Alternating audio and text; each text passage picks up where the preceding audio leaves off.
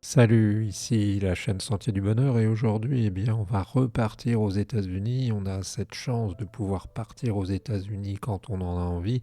On n'a pas besoin de prendre un billet d'avion, d'autant plus que les billets d'avion augmentent encore. Alors aujourd'hui, je voulais juste mettre une petite vidéo intéressante à écouter ou à regarder. Une interview de Sud Radio.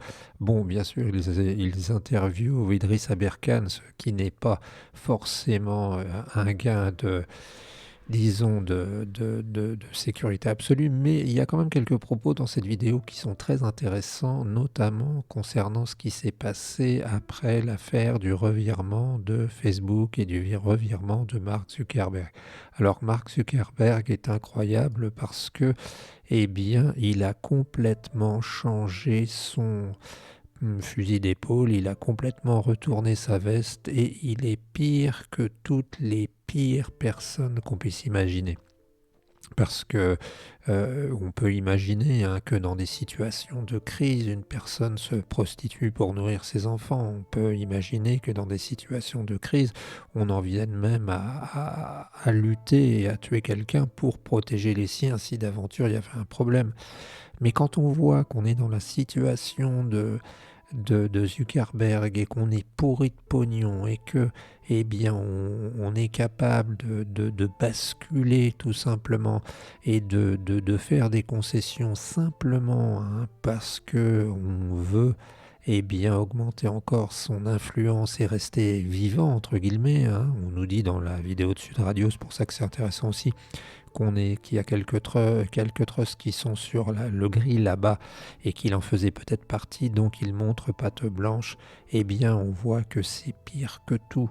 C'est pire que tout simplement de se prostituer. Et encore, quand je dis prostituer, c'est une insulte aux prostituées avec un S et aussi aux homo que de se comporter comme Zuckerberg. Alors pourquoi? Simplement parce qu'on s'aperçoit bien que ces gens-là sont prêts à faire absolument n'importe quoi pour gagner de l'argent, absolument n'importe quoi pour continuer à exister. Alors il faut remettre en place et en perspective pas mal de choses. Zuckerberg, il fait partie de ces petits barons de la tech qui ont réussi à gagner de l'argent. Alors il était avant à Harvard, bien sûr, sauf erreur de ma part, et il avait déjà du pognon quand même, et il a réussi, c'est pas grâce à son génie, il a eu un coup de bol, il a réussi à créer un réseau social, et depuis il est devenu une sorte de dieu dont on écoute les commentaires, dont on commente ce qu'il fait. J'avais entendu dire, je sais pas, c'est qu'il tuait des animaux qu'il mangeait, enfin des grosses conneries, quoi. Et il fait partie, un peu comme Bill Gates aussi, de ces gens qui sont devenus des dieux et qui nous gouvernent. Et en fait, on s'aperçoit que Facebook était passé woke et puis aussi tout ce que tu veux qui allait avec. Pour te donner un petit résumé, on pourrait montrer Philippe Catherine en bleu au spectacle des Jeux Olympiques, de l'inauguration des Jeux Olympiques. Et puis, là, il a changé, il a viré sa cutie, il a changé de côté, il a changé son fusil d'épaule, le Marcos. Et c'est lamentable. Alors dans cette perspective, on s'aperçoit aussi que Donald Trump et que Elon Musk sont finalement de vils personnages. Elon Musk, il n'y a qu'à regarder ce qui se passe. Alors on te dira, ah oui, mais il a fait la Tesla, oui, mais il a fait des fusées. Oui, la théorie, la technique de la fusée, elle n'a pas 100 ans, mais elle en a 75. Oui, il nous a montré qu'on pouvait faire redescendre des fusées sur Terre. C'est pas bien compliqué, puisque même des gens, des modélistes y arrivent, et on voit redescendre sur Terre des drones automatiques pour 1000 euros. On nous a monté, comme d'habitude, ces gens-là sur un piédestal, alors qu'en fait, ce sont des ingénieurs et ce ne sont pas du tout des gens qui ont des capacités, on va dire, d'empathie. Et là, je suis d'accord avec Aurélien Barraud quand il parle de Trump et quand il parle de Musk. Et en fait, on s'aperçoit qu'on est en train de virer dans un monde qui est un monde de plus en plus brutal et un monde de plus en plus, on va dire, violent, bien entendu. Un monde où on ne désavouerait pas ce qui s'est passé entre l'Ukraine et puis Poutine. Un monde où le plus fort décide de prendre ce qu'on lui dit qu'il ne peut pas prendre, hein, comme l'a fait Poutine avec l'Ukraine, et puis comme voudrait le faire peut-être Trump avec, on va dire, en intimidant avec le Groenland dont il parle, avec le canal de Panama et tout un tas de conneries. En fait, c'est affligeant parce qu'on en vient en quelques heures à presque regretter que Trump ait été élu. Alors, bien entendu, à cette chaîne, on était attentiste, on ne savait même pas ce qui allait se passer. De toute façon, on n'a on va dire, aucune influence, mais on se rend bien compte qu'il y a des choses qui tournent mal. Que, s'il est vrai que la Maison Blanche, ou je ne sais pas qui, a avoué que depuis 4 ans, on savait que Biden était sénile, alors c'est encore plus grave. Ce n'est pas si grave dans un sens parce que on pouvait se servir de lui, mais c'est complètement fou. J'ai peur que ce spectacle qu'on nous donne à voir de la violence pure qui finalement est le seul moyen d'exister à travers le monde, ne se diffuse encore plus. Vladimir Poutine nous l'a montré. Trump nous le montre et nous explique dans la vidéo, c'est sans doute pas faux, ça peut être vérifié. On nous dit que Thierry Breton, qui a essayé un peu de remettre les pendules à l'heure, si c'est vrai, est l'exécuteur testamentaire de Bernard Arnault. Donc, si on nuit aux intérêts de LVMH, comme on nous dit, d'un coup de téléphone, eh bien, on peut faire taire toute critique. Et le problème, c'est que nous ayons ouvert le flanc à la critique.